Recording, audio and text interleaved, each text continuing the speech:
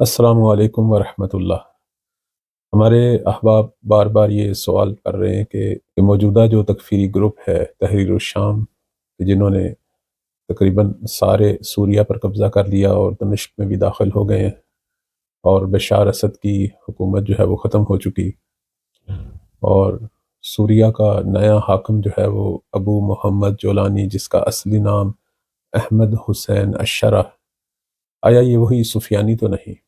میں سب سے پہلے احباب کی خدمت میں عرض کروں گا کہ مشرق وسطیٰ میں بڑی تیزی سے تبدیلیاں آ رہی ہیں، اور یہ بدلتا ہوا مشرق وسطیٰ جو ہے بالآخر ہمیں لے کر وہیں جائے گا جو کچھ محمد و آل محمد نے اپنی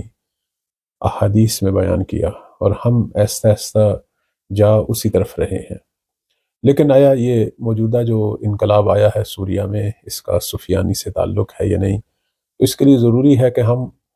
معصومین علیہ السلام کے فرامین میں جو کچھ سفیانی کے بارے میں ذکر ہوا ہے پہلے اسے اچھی طرح پڑھیں، پھر ہم یہ فیصلہ کر پائیں گے کہ آیا یہ وہی تحریک ہے سفیانی والی، یا یہ وہ تحریک نہیں بلکہ اس سے پہلے جو اس خطے میں تبدیلیاں آنی تھیں ان تبدیلیوں سے مربوط ہے موجودہ تبدیلی۔ چونکہ اس میں تو کوئی شک نہیں کہ سفیانی نے بھی شام پر قبضہ کرنا ہے، اور پورا شام جو ہے وہ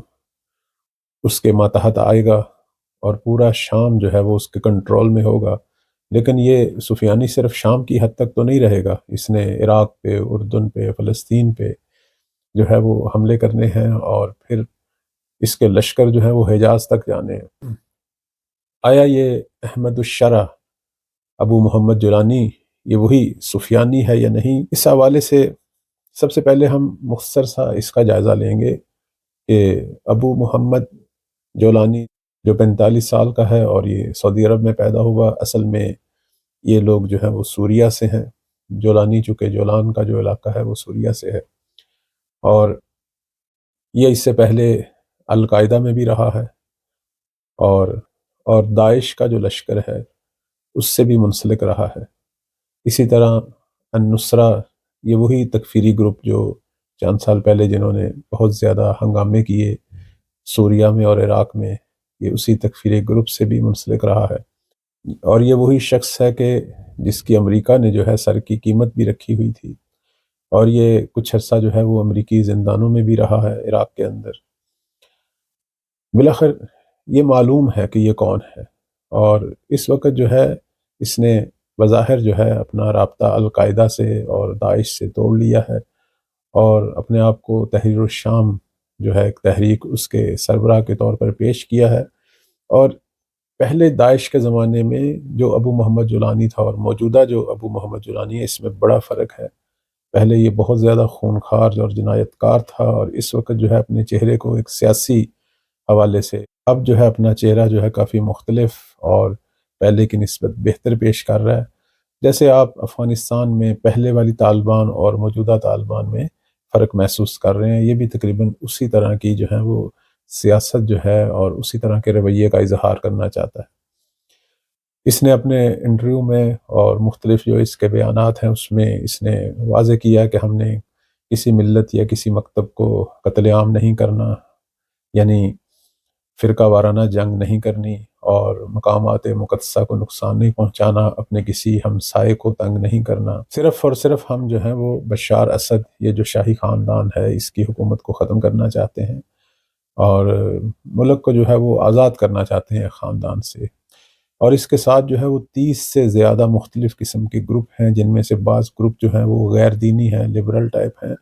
اور بعض گروپ جو ہیں وہ اسرائیل کے ساتھ اچھے تعلقات کے خواہش مند ہیں، اور بعض جو ہیں وہ اسرائیل سے نفرت کرتے ہیں۔ ابھی تو شام کی اصلی جنگ جو ہے وہ اس کے بعد شروع ہوگی، جب یہ مختلف گروپ آپس میں اقتدار کو اپنے ہاتھ میں لینے کے لیے ایک دوسرے سے لڑیں گے۔ اور اب تو آپ خود بھی دیکھ رہے ہیں کہ اسرائیل بھی جو ہے وہ وہاں مسلسل حملے کر رہا ہے، اور بہت سارا علاقہ جو ہے اس نے اپنے قبضہ میں لے لیا ہے۔ تقریباً جو ہے وہ 1800 کلومیٹر کا ایریا جو ہے وہ اسرائیل جو ہے اس کے قبضہ میں آ چکا ہے، اور اس کے علاوہ جو ہے وہ شام کے اہم ترین جو مراکز ہیں، بجلی کے، اسی طریقے سے فوجی مراکز، اور اسی طریقے سے ذرائع ارتباطات کے جو مراکز ہیں ان کو وہ نشانہ بنا رہا ہے۔ یوں سمجھیں کہ ایک ملک کی جو مہم ترین انتظامی اور فوجی عسکری جو قوتوں کے جو مراکز ہوتے ہیں وہ سب وہ تباہ کر رہا ہے، تاکہ اس ملک کو جو ہے وہ خانہ جنگی کی طرف دھکیل دے اور یہ وحشیوں کی طرح آپس میں لڑیں، اور اسرائیل جو ہے وہ یہاں سے فائدہ اٹھائے۔ بشار اسد جو ہے وہ اپنی بے وقوفی کی وجہ سے نکلا ہے۔ اس سے پہلے ایرانی عسکری قوتیں وہاں موجود تھیں، اور اسی طرح پوری دنیا سے وہ لوگ جو مزارات مقدسہ کی حفاظت کے لیے اور فرقہ وارانہ قتل عام سے اس ملت کو بچانے کے لیے اس ملت سے مخلص جو لوگ تھے وہاں موجود تھے، اور ابھی تک اس کا بھی اقتدار اسی وجہ سے باقی تھا۔ لیکن اب وہ جو ہے وہ ترکی اور امریکہ، برطانیہ، ان کی چالوں میں آ گیا اور بہت زیادہ انحصار کر لیا اس نے مختلف عرب ممالک اور اسی طرح مغربی ممالک کے رنگ برنگے وعدوں پر، اور ایرانی عسکری جو قوتیں ہیں وہاں سے ان کو نکلنے کا حکم دیا،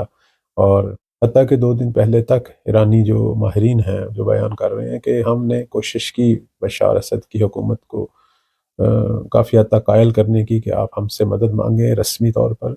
تاکہ دنیا میں یہ نہ سمجھا جائے کہ ہم نے خام خواہ دخل دیا ہے، آپ ہم سے باقاعدہ درخواست کریں، ہم اس تکفیری گروپ سے آپ کو بچا لیں گے، اور جس طرح یہ ملک ہے اس کی سالمیت اسی طرح باقی رہے گی۔ لیکن اس بشار اسد اور اس کی حکومت نے کوئی مثبت جواب نہیں دیا، بلکہ وہ ایسے لگ رہا تھا جیسے وہ خود بھی چھوڑنا چاہتے ہیں اور ملک کو جو ہے وہ ان کے حوالے کرنا چاہتے ہیں۔ اب جو کچھ آپ دیکھ رہے ہیں کہ یہ خود بشار اسد کی ناقص پالیسیاں اور غلط سیاست کا نتیجہ ہے، اور حزب اللہ کی اسرائیل کے ساتھ جنگ میں بھی بشار اسد کے رویے جو ہیں وہ حزب اللہ کے ساتھ وہاں جو ایرانی فورسز تھیں جو مدد کر رہی تھی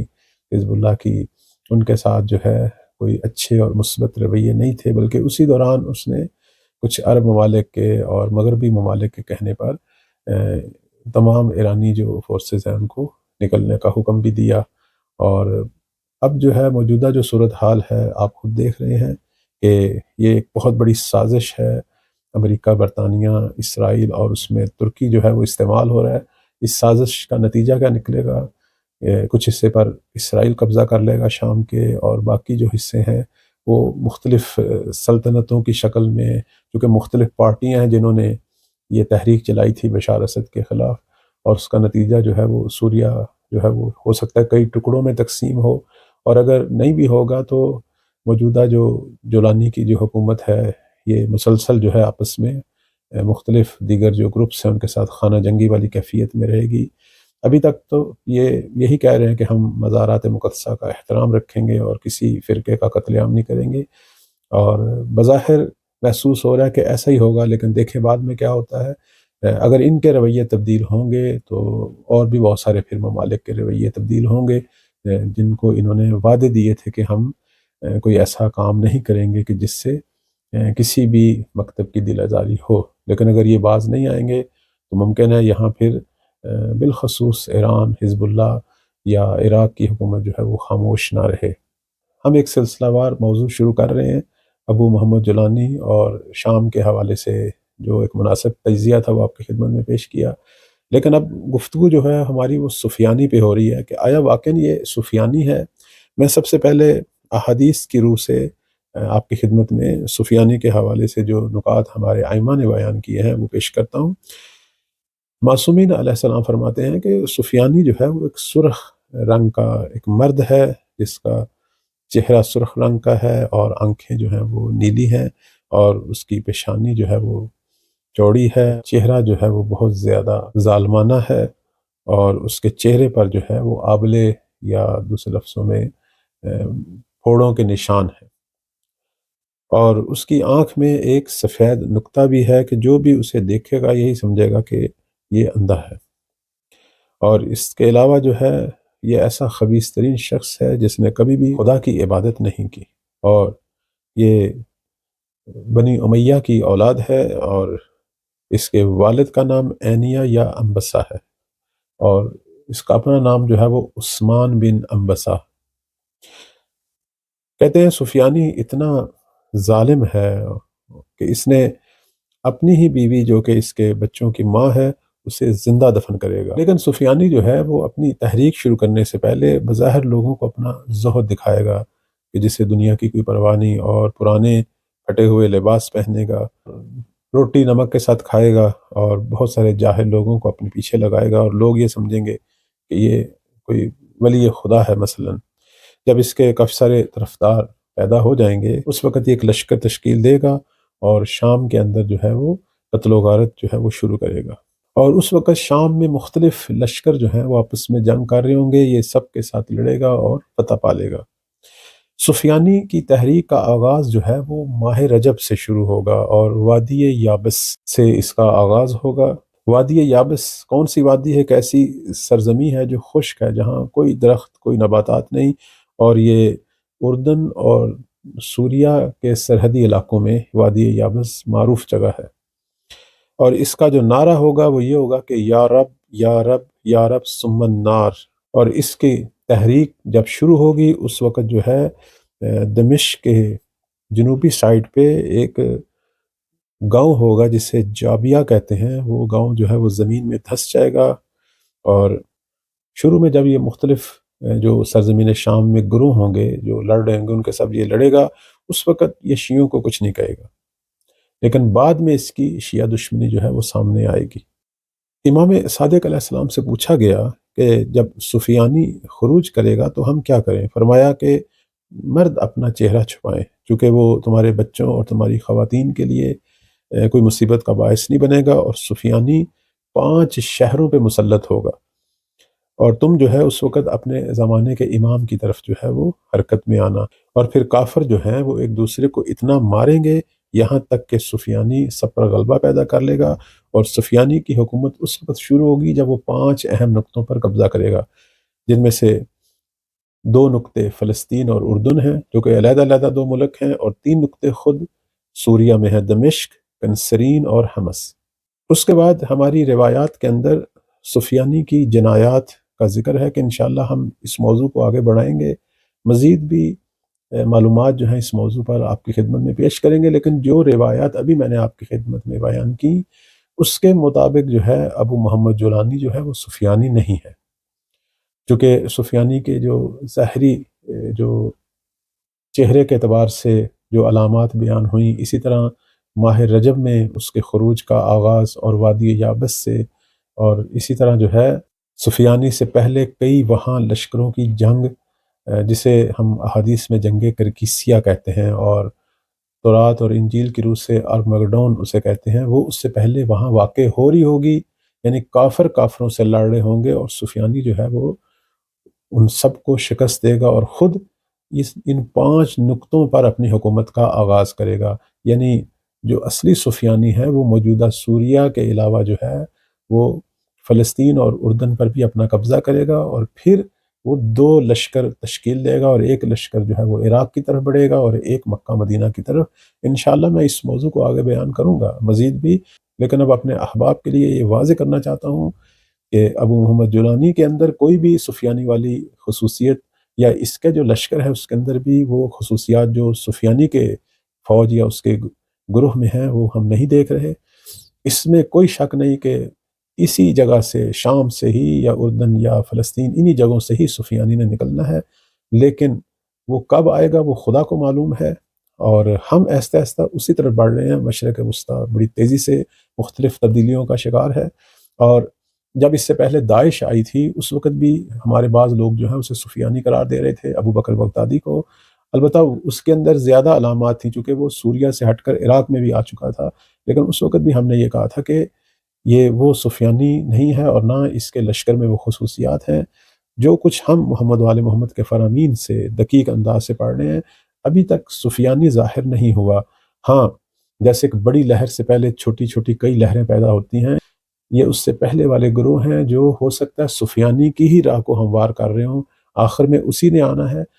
لیکن سفیانی کے بارے میں مزید ایک نقطہ آپ کی خدمت میں بیان کروں کہ سفیانی جب ان 5 جگہوں پر قبضہ کر لے گا، اردن، فلسطین،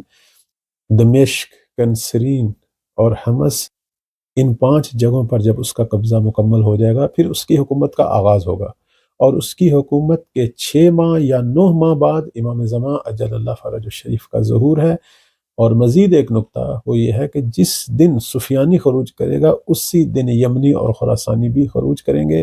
اس حوالے سے امام صادق علیہ السلام کا فرمان ہے، سفیانی، یمنی اور خراسانی ایک ہی سال میں، ایک ہی ماہ میں اور ایک ہی روز، ایک ہی ساعت، تینوں جو ہیں وہ دنیا کے مختلف جگہوں سے خروج کریں گے، لیکن وہ ماہ رجب کا مہینہ ہوگا۔ اس وقت ہمارے بہت سارے لوگ سوشل میڈیا پر یا ممبر پر جو ہے وہ دوبارہ وہی باتیں کر رہے ہیں جو اس سے پہلے داعش کے وقت بھی کر چکے تھے، ترکی کے زلزلے کے وقت بھی کر چکے تھے، اور جب کرونا بیماری آئی تھی اس وقت بھی کر چکے تھے، اور موجودہ فلسطین کے اندر جو کچھ ہوا ہے اور اسی طرح لبنان میں جو حملہ ہوا اسرائیل کا اس وقت بھی یہی باتیں کر رہے تھے۔ اصل بات یہ ہے کہ یہ علامات جو ہیں مولا کے ظہور کی وہ حق ہیں، لیکن ابھی ظاہر نہیں ہوئی۔ کب ظاہر ہوں گی؟ جب ہم تیار ہوں گے، جب مولا کے انصار، جب مولا کے وہ 313 ناصر اور 10,000 یا 12,000 جوان ان خصوصیات کے ساتھ تیار نہیں ہوں گے جو کہ ہماری احادیث میں موجود ہیں، اس وقت تک حقیقی علامات بھی ظاہر نہیں ہوں گی۔ انشاءاللہ اسی موضوع کو ہم مزید بھی آگے بڑھائیں گے۔ السلام علیکم ورحمۃ اللہ۔